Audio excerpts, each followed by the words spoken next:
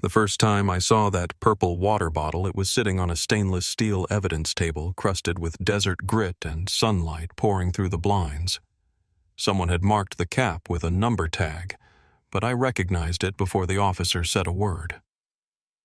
I'd bought that bottle for Cassandra the Christmas before she left Colorado. Bright purple, her favorite color. The one she said looked like twilight. Before I go any further, let me know where you're listening from, and tap subscribe if you believe every buried truth deserves daylight. When I think back to that October, the desert still feels warm in my memory. Out in Moab, the air smelled like juniper and dust, and the light seemed endless, that kind of gold that makes everything look cleaner than it is. Cassandra had been living there for half a year by then, working as a photographer for an adventure company that specialized in the Red Rock tours tourists loved. My brother Robert called it her trial run at Independence. To me, it was just Cassandra being who she always was, restless, curious, chasing beauty with a camera in her hand. I remember the last time I saw her in person. It was late September. She'd driven up from Utah to spend a weekend with us before the busy season hit. She brought her slides, reel film still wet from the darkroom, and showed them on the wall of my garage. Her voice was bright, full of that quiet conviction only young people have when they've found something that feels like purpose. She talked about the sandstone walls that changed color by the minute and the way silence in the canyons rang as she called it. She wanted to capture that sound, somehow light that felt like an echo. My brother and his wife stood behind her smiling, though I could tell they worried. Moab wasn't dangerous in the way cities are, but it's the kind of place that humbles you. The land there has no patience for mistakes. Robert had taught Cassandra how to read topographical maps and use a compass when she was a kid, and she'd always been meticulous about preparation. Still, he never liked the idea of her hiking alone. She'd laugh and say, "Dad, it's not Everest, it's just the desert." That was Cassandra, pragmatic, careful, but confident. The kind of person who packed extra batteries, logged her route, and called if she was running 10 minutes behind. I'd retired from teaching that spring, so I had time to visit her. I'd drive my old truck down to Moab every few weeks, bring her some mail, take her and her roommate Maya to dinner at the diner off Main Street. Maya was younger, about 24, with a quiet steadiness that balanced Cassandra's impulsive spark. They'd met through the tourism company. Maya handled the bookings. Cassandra took the photos that brought the bookings in. They shared a small adobe-style house on the outskirts of town, pale pink walls that caught the sunset like a mirror. Those evenings were simple. The hiss of the swamp cooler, the scrape of utensils, the smell of garlic from Maya's skillet. Cassandra would scroll through her camera, showing us arches I'd never seen, even after decades in Utah. She'd say, "You don't know the desert until you've seen it after rain." I didn't know then how much weight that sentence would hold someday. Moab itself was a curious place. Half tourist magnet, half frontier town. You could hear dirt bikes in the distance at all hours, and every truck seemed to carry either ropes or kayaks. Locals knew each other by the sound of their engines, not their names. There was one grocery, one hardware store, a few cafes, and miles of quiet beyond that. When dusk fell, the cliffs glowed red until they turned black, and the stars came so close they looked like sparks hanging in the air. Back then, it felt like nothing bad could last in a place that beautiful. In those days, I still taught a weekend photography class for retirees, and sometimes Cassandra would call during breaks. She'd describe where she'd been: Canyonlands, Fisher Towers, the fiery furnace. The last one she described as a maze that breathes. I could hear the awe in her voice. She said she wanted to hike it one more time before winter, alone this time, so she could work without distraction. Her mother didn't like that plan. Linda had that sixth sense mothers have, the one that tells them when a detail doesn't sit right. But Cassandra was 23, independent, living 4 hours away. We'd all learned to pick our battles. That October came unseasonably warm. Temperatures still climbed into the 80s during the day, dropping below freezing at night. Out on the mesas, you could see heat shimmer by noon and frost by sunrise. It was the kind of weather that made you pack both sunscreen and gloves. Robert and I spent that second weekend of the month fixing the fence around his property. He mentioned Cassandra's upcoming hike as we worked casual at first. She said it's just a day trip, he told me, hammer tapping in rhythm. She'll be back before dark. I remember the way he paused, like he wanted me to reassure him. I did. I said she'd be fine, that she'd hiked tougher routes a dozen times. He nodded, but didn't smile. On the morning of October 15th, Cassandra texted her parents before she left. Heading out now. Fiery furnace, back by 4. Maya later said she'd woken to the sound of Cassandra grinding coffee and humming along with the radio. She'd packed her usual gear hydration pack, first aid kit, Nikon camera notebook. She left the house around 7:30, waving from the driver's seat. It was one of those small-town mornings where nothing felt urgent. The air was still the road dusty. I spent that day in Grand Junction clearing leaves from my yard. Around mid-afternoon, the wind shifted, carrying that faint smell of rain that travels faster than the clouds themselves. I remember looking west and seeing the horizon darken. Storms move differently in the desert. They don't crawl in. They appear as if dropped from the sky in one piece. By evening, the news mentioned light flooding near the Utah border. Nothing major, just localized washouts. I didn't think much of it then. That night I called my brother just to check in. He said Cassandra hadn't texted yet, but it wasn't unusual. Maybe no signal, maybe dinner with Maya. We spoke about other things, Linda's book club, my garden, the old truck I couldn't seem to sell. When I hung up, the rain had already stopped. The house was quiet except for the ticking of the kitchen clock. I remember glancing at the porch light still burning through the drizzle and thinking I should turn it off before bed. But something I can't explain, it made me leave it on. The next morning, the phone still hadn't rung. Her mother said Cassandra hadn't checked in. I told them not to panic, it was probably nothing.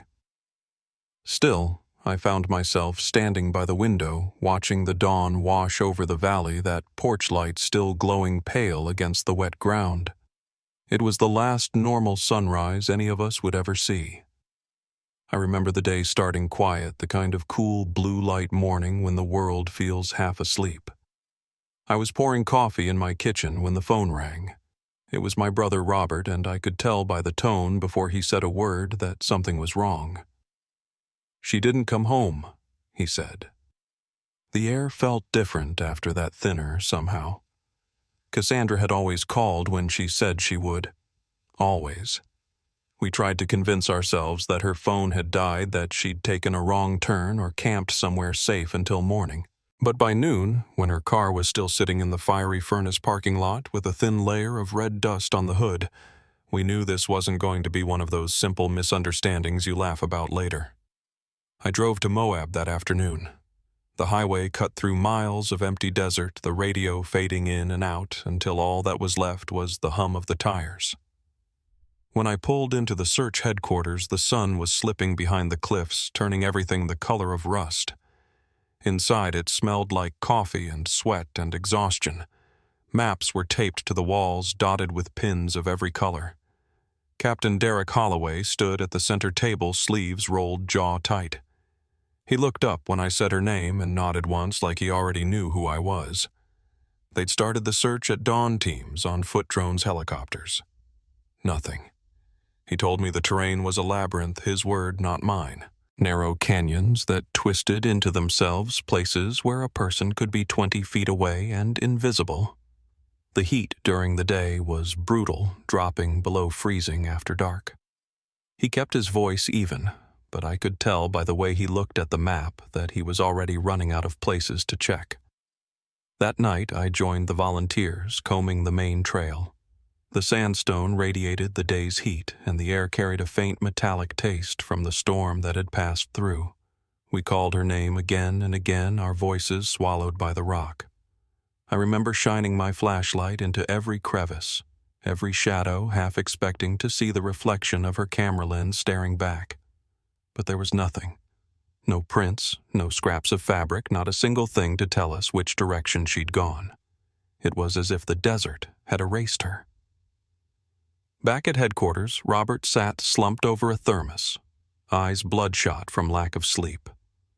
Linda was on the phone with Maya, trying to stay composed. Maya's voice cracked when she said she'd last seen Cassandra smiling that morning, humming while she laced her boots. She was fine, she kept repeating. She was fine. I wanted to believe her, but by the second day the search dogs had gone quiet and even the wind seemed to hold its breath. Moab isn't a big town. News travels faster than daylight there. By the afternoon, locals were stopping by the station with sandwiches, flashlights, extra canteens. A retired ranger brought his old topographical maps, certain he knew a back route into the canyon. A few young climbers volunteered to rappel down ledges the official teams hadn't covered yet. Everyone wanted to help, and yet each hour that passed without a trace tightened something in all of us. On the third night, Captain Holloway gathered the families and volunteers. His face looked like it had been carved out of the same sandstone we were searching through. "We've covered nearly every accessible section," he said. "We'll keep going, but conditions are dangerous. We can't risk losing another person out there." It was the kind of thing you expect to hear in movies, not in a fluorescent-lit ranger station at the edge of town. Robert just nodded, too tired to argue. I didn't sleep much after that. Every time I closed my eyes, I saw Cassandra's smile the way she'd tilt her head when she was trying to capture the right light. And then I'd imagine that same canyon light falling on an empty trail. The next morning, I went back out with one of the smaller teams. We climbed ridges, checked old cattle paths, followed dry washes that looked like they could swallow a person whole. The desert was silent except for the crunch of our boots. I kept thinking how close we might be, how she could be just out of sight behind some curve of rock. By day 4, even the radio chatter slowed. The official operation began to scale back. They'd searched every logical route she could have taken. Logic, though, doesn't mean much in a place like the fiery furnace. It's a maze built by wind and time, full of blind corners and hidden ledges that all look the same once you're in them. When the captain told us the active phase was ending, Robert just stared at him. "You're telling me my daughter disappeared into thin air?" he asked quietly. The captain didn't answer right away. He just said, "We've done all we can for now." For now. Those 2 words stuck with me. In the weeks that followed, Moab settled into a strange kind of routine.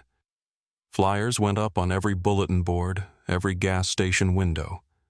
Cassandra's face smiled out from beneath the headline, "Missing Hiker Reward Offered."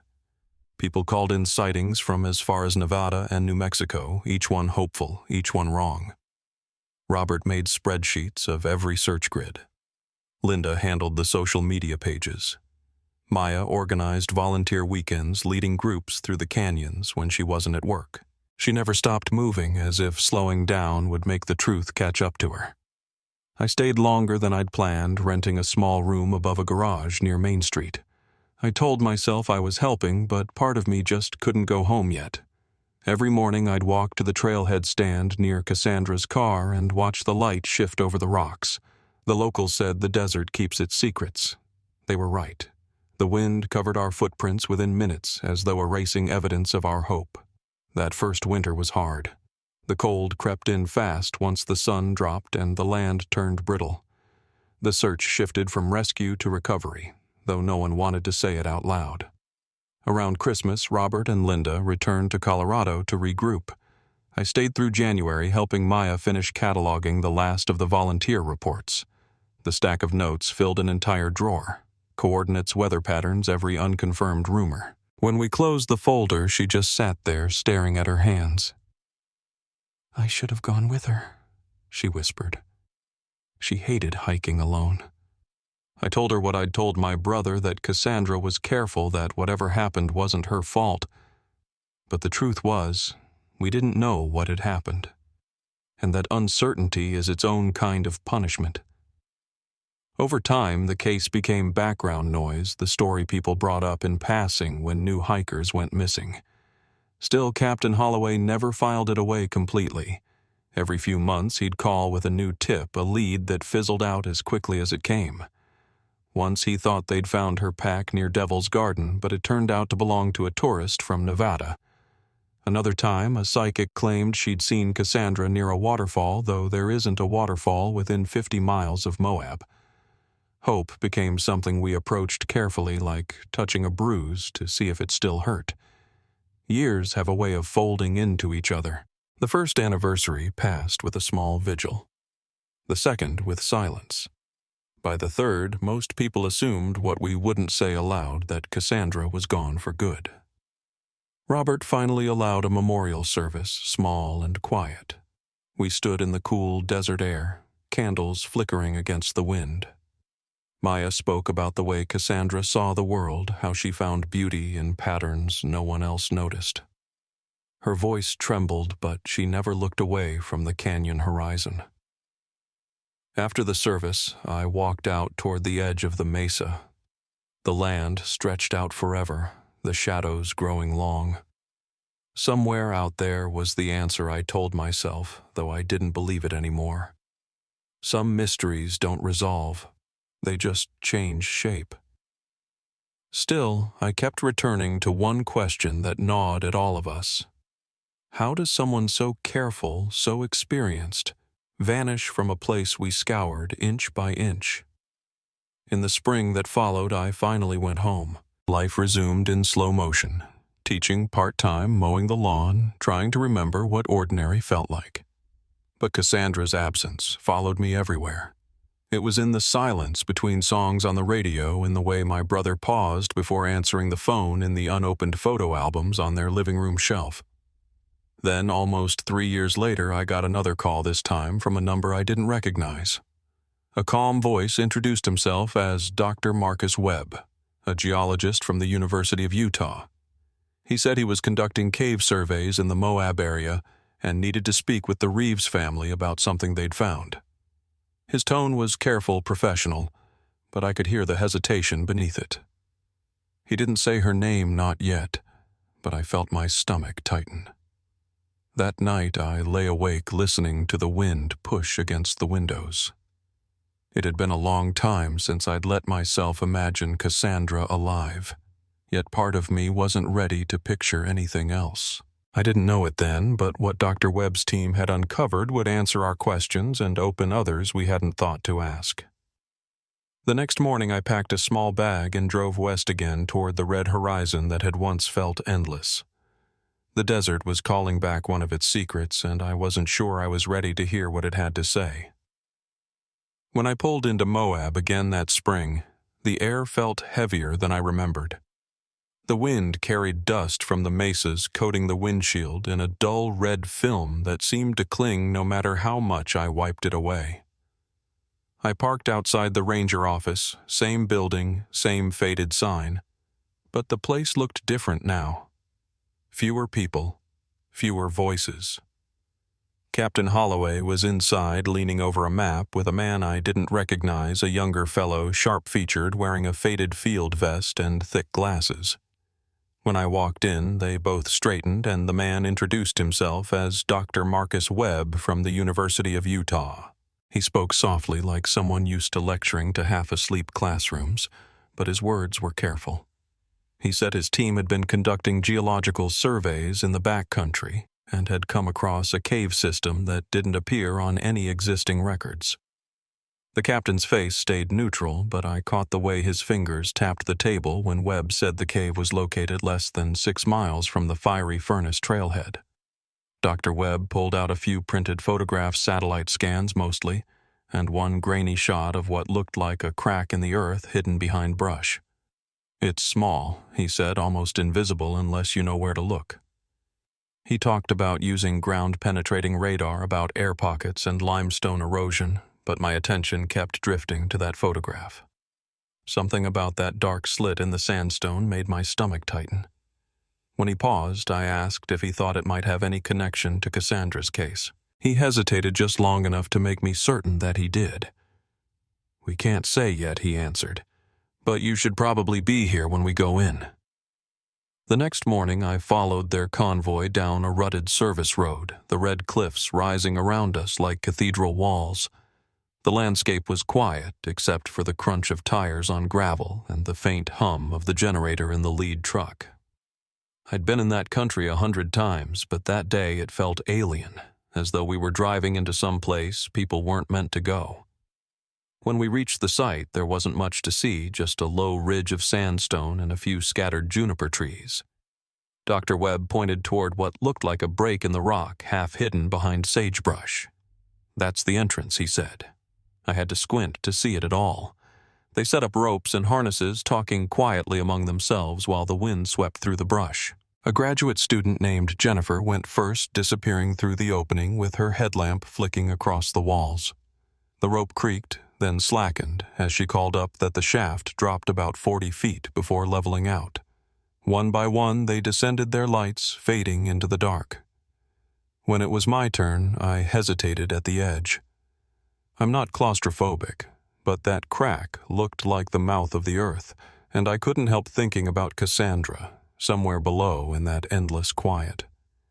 The air inside was cool and dry, heavy with the smell of minerals. My boots scraped against stone as I lowered myself down the beam of my flashlight, bouncing off smooth walls streaked with sediment lines. It was bigger than I expected, an open chamber stretching into black corridors that twisted away in all directions. I could hear water dripping somewhere far off, echoing in a slow rhythm that reminded me of a heartbeat. The light from above grew smaller until it was gone, leaving only the glow of our headlamps cutting narrow paths through the dark. Dr. Webb and his team moved carefully, marking every turn, taking samples. I followed behind, half out of curiosity, half out of duty. About an hour in, Jennifer called for us to stop. Her light was fixed on something wedged between two rocks in a small alcove at the base of a slope. From where I stood, it looked like a bundle of cloth. She crouched down, brushed away a thin layer of sand, and went completely still. I could hear her breathing through the headset. Then she said quietly, "It's human." The next moments blurred. Dr. Webb ordered everyone to step back. The captain radioed for the sheriff's office, his voice steady but low. We stood there in silence, the only sound the faint hiss of the lanterns. I remember how the light hit the bones, muted, almost reverent. The remains were positioned as though the person had crawled into that corner, seeking shelter, knees drawn slightly toward the chest. A tattered sleeve clung to one arm, and beside it lay a metal frame that looked like the skeleton of a backpack. I recognized the outline before anyone said her name. I don't remember climbing out of that cave.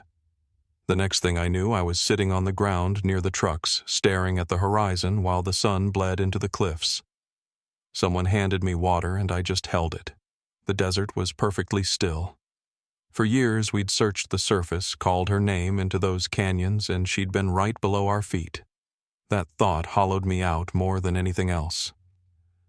Over the following days, the cave became an active investigation site.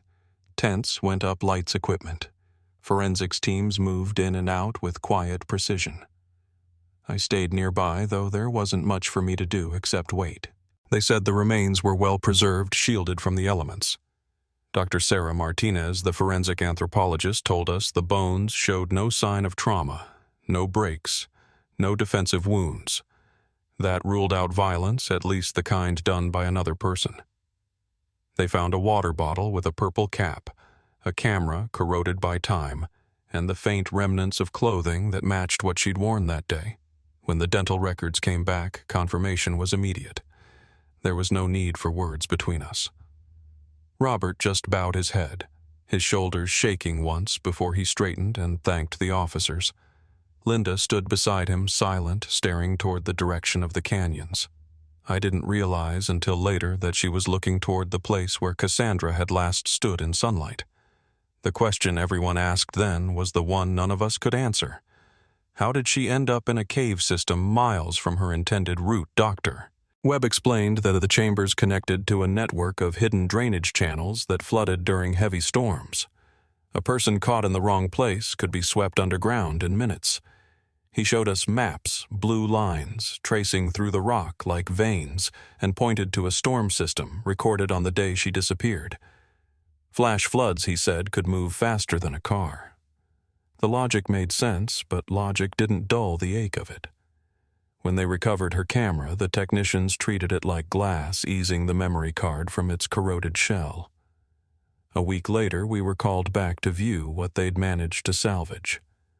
The photos were grainy, streaked with water damage, but still clear enough to recognize her eye. Cassandra had been photographing narrow canyons, light spilling through cracks, water pooling in small basins.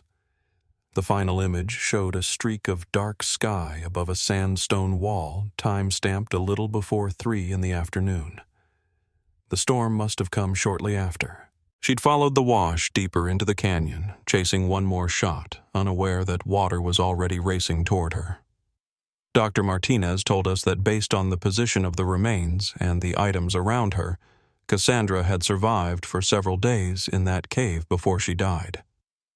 She'd tried to climb the slope, there were faint scratch marks on the rock, and she'd built a small pile of stones near the alcove, maybe as a signal or a shelter. Her water bottle was half full. Hearing that, I didn't picture her fear. I pictured her determination, that stubborn streak she'd always had, the one that wouldn't quit until there was nothing left to try. For me, the hardest part wasn't learning how she died. It was realizing how close we'd been. Search teams had walked right over that ridge again and again, calling her name, never knowing she was beneath them. The thought followed me back to the motel each night, where I'd sit outside under the stars with the maps spread across the table, tracing lines that suddenly seemed meaningless. The desert doesn't give up its secrets easily. It buries them under beauty until the two are impossible to separate. After the formal identification, the investigation shifted toward closure. The cave was sealed, marked as part of an ongoing geological study. Captain Holloway told me it would be cataloged as part of new safety protocols for the park. He'd already started drafting plans for additional training, how to identify underground risks, how to handle flash flood events. "We missed it once," he said quietly. "We won't miss it again." That evening, I drove out to the overlook where Cassandra used to take her photographs.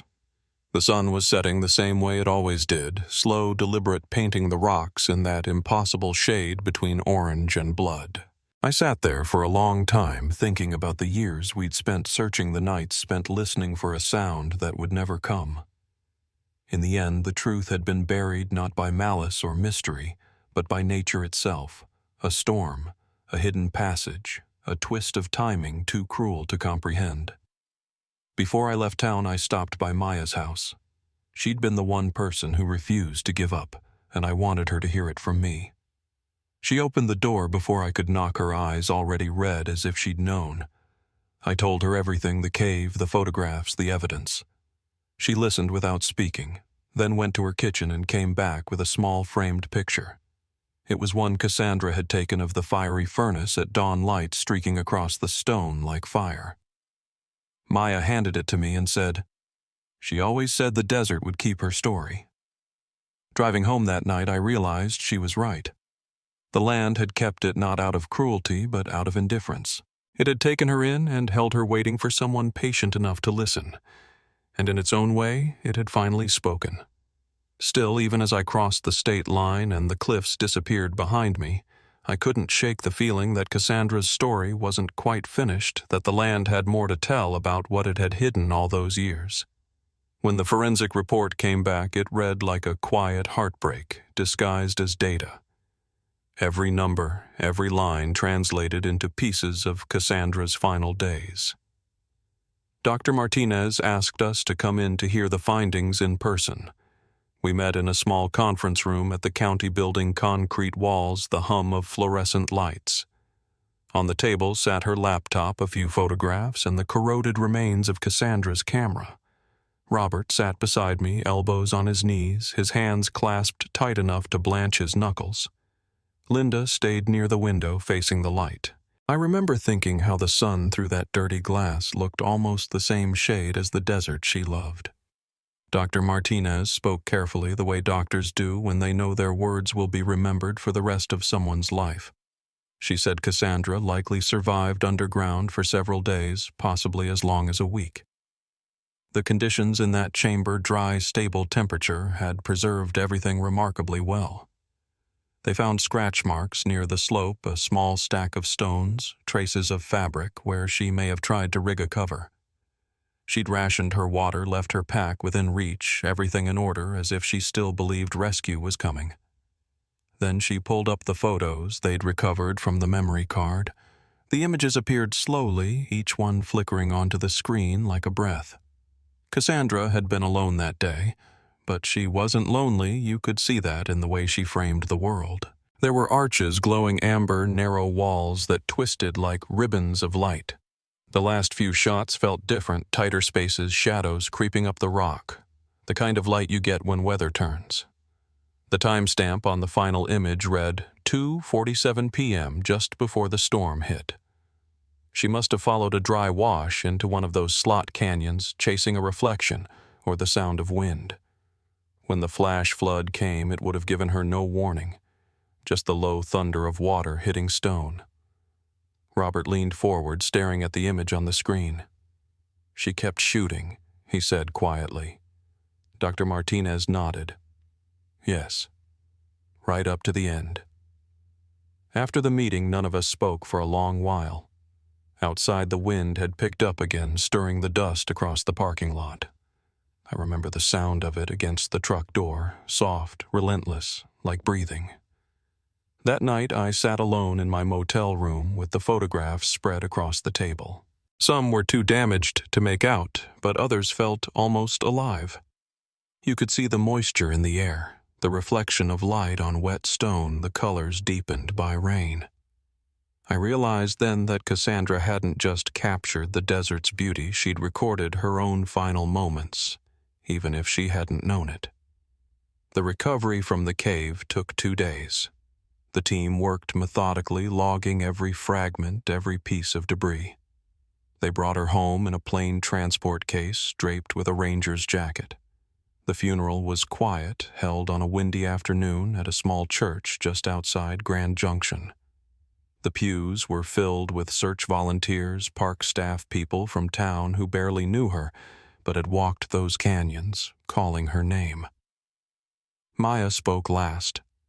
She didn't use notes, just stood there, hands shaking slightly, and told us about the way Cassandra could see things no one else noticed, the patterns in sand, the texture of old bark, the reflection of clouds on a dry puddle. She said, even in the end, she found beauty. After the service, Captain Holloway approached us outside. His uniform looked a little worn, his eyes rimmed red. He said her case had changed everything for his team. They were developing new protocols, maps of underground systems, updated flood response guidelines, collaboration with geological researchers. "We missed it," he said quietly. "But we won't again." Robert just placed a hand on his shoulder. No anger in it, just exhaustion and gratitude mixed together. In the months that followed, I saw those changes take shape. Cavers and rangers began working side by side. The park installed new warning systems for flash floods, updated permits, to include weather advisories for entire drainage areas. People started taking those safety meetings seriously. Now what used to be a formality had become a kind of quiet reverence. It wasn't just about rules anymore. It was about Cassandra. Dr. Webb invited us back that fall to see the completed maps of the cave system, MR47 they called it. On paper, it looked like a set of tangled arteries stretching for miles beneath the surface. He showed us where water from the upper canyons could feed into those passages during a storm. She could have entered from anywhere in this zone, he explained, tracing his finger along the blue lines. Once the flood pulled her under, there was no way to climb back. It wasn't said to wound us. It was said to honor the truth. He also mentioned that his team had identified dozens of similar systems across the plateau. The work had already helped solve 2 older missing persons cases, people gone nearly 20 years. In a strange way, Cassandra's death had taught them how to find the lost. Maya, meanwhile, channeled her grief into purpose. She trained to become a certified wilderness guide, teaching hikers how to read weather, how to understand the terrain. She started a scholarship in Cassandra's name for young photographers who wanted to document the natural world. Each recipient had to complete a wilderness safety course before receiving funds, a detail Maya insisted on. Beauty should never cost a life, she told me once, her voice calm but certain. For Robert and Linda, healing came slower. My brother kept working with the Search and Rescue Foundation. They established funding equipment, creating better communication networks. He was back to building things in his way. Linda focused on education, writing materials for schools about outdoor safety and resilience. They never moved from their home, though. The porch light still burns every night, just as it did during those months we waited for her call. Sometimes I drive back through Moab. The land hasn't changed much. The wind still hums through the canyons, the same red dust clings to your clothes. But there's a plaque now near the trailhead at Fiery Furnace, placed quietly by volunteers.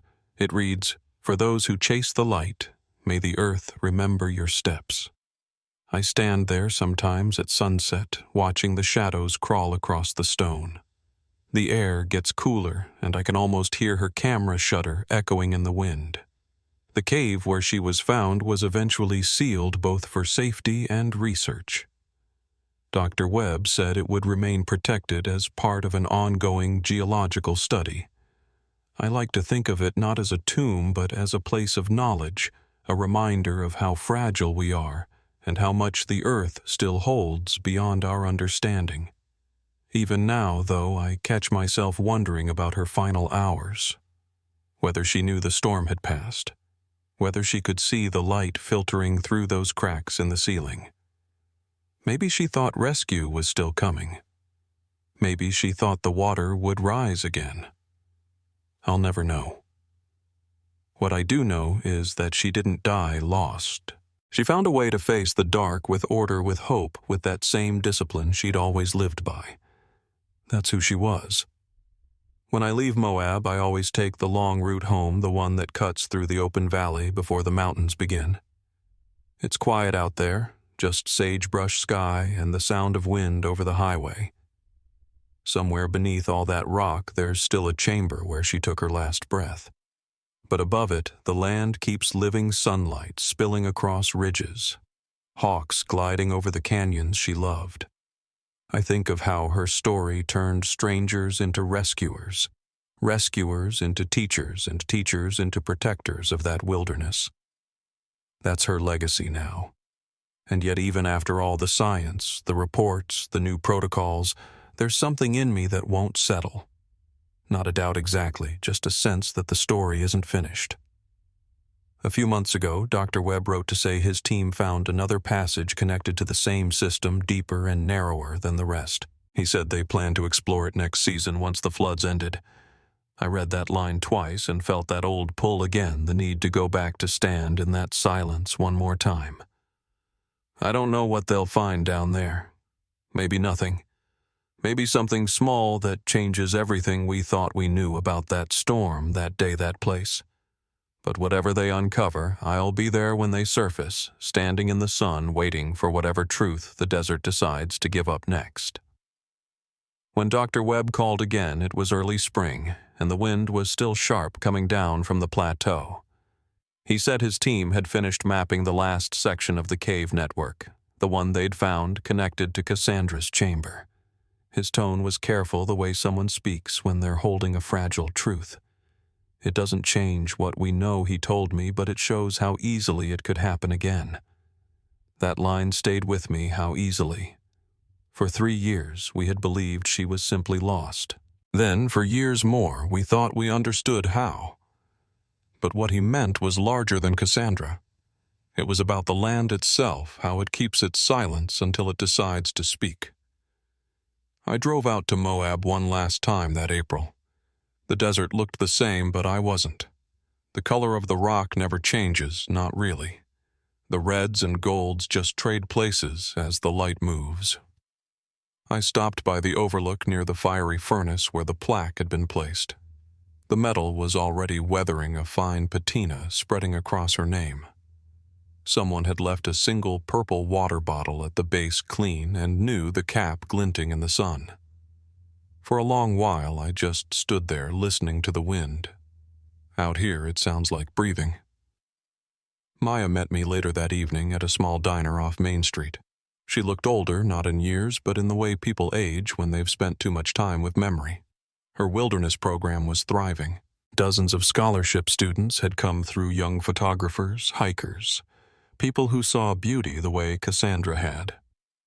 Every class begins with her story, she said.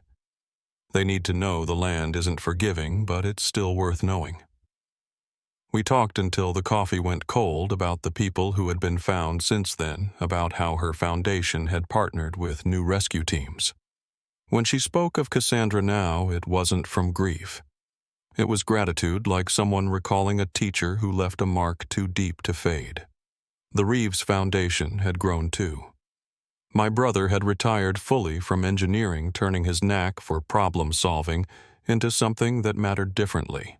He'd helped design smaller, cheaper locator beacons, lightweight, solar-powered devices hikers could clip to their packs. Linda focused on outreach, visiting schools to talk about wilderness safety. Their home became a quiet hub for volunteers, grant writers, and young rescue workers passing through. The porch light still burned every night, but it wasn't a symbol of waiting anymore.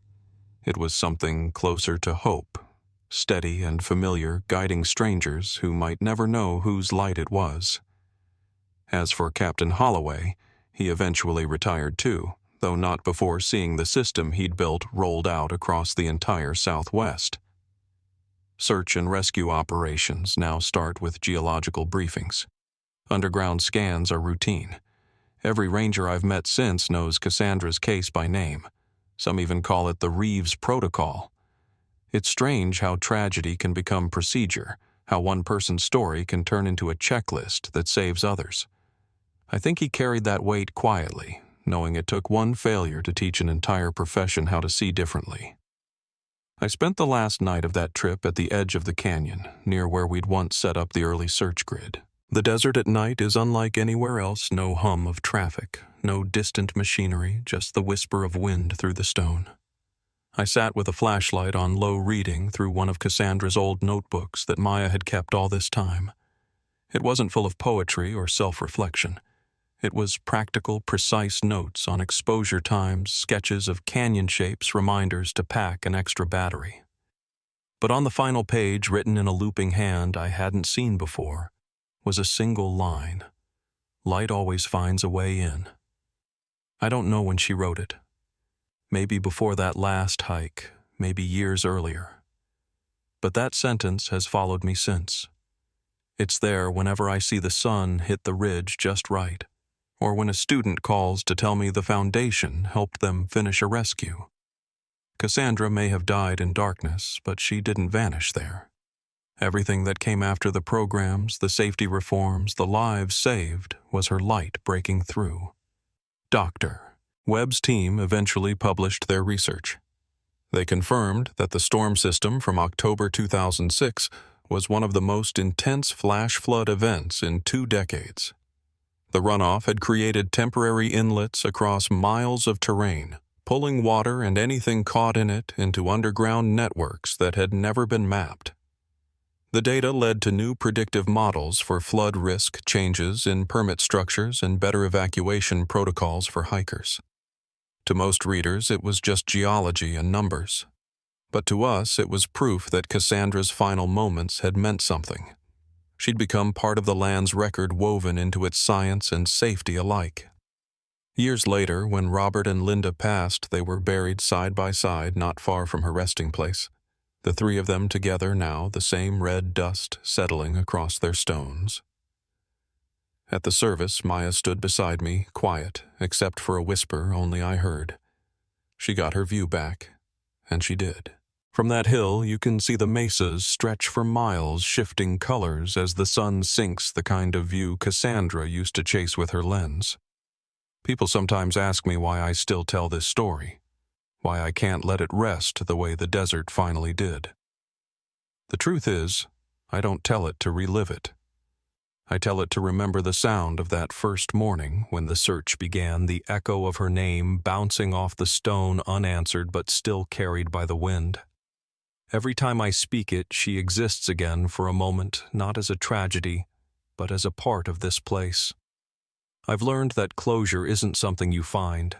It's something you build piece by piece until the sharp edges dull. Some of us build it through action, others through memory. Mine lives in the quiet details, the hum of a rescue radio, the weight of a map unfolded across a hood, the shimmer of heat rising off sandstone. Each of those moments feels like a small promise kept. There's still a part of me that listens for her. Not literally, not anymore, but in the pauses between things, in the space where wind passes through rock, in the stillness before a storm. I think that's what remembering really is, keeping space open for someone who can't return. And maybe that's all any of us can do after loss, leave room for the echo to exist. The cave system is sealed now, its entrance marked only by a small brass tag for research purposes. No one goes down there except scientists, and even they move with reverence. I've seen the photos of it after the restoration, smooth walls, pale dust, still water reflecting the light from their headlamps. It doesn't look ominous. It looks peaceful, like the earth holding its own memory close. I still visit Moab every October. Sometimes I meet hikers who've never heard her name. Sometimes I meet search volunteers who tell me the story before realizing who I am. I don't correct them. I just listen.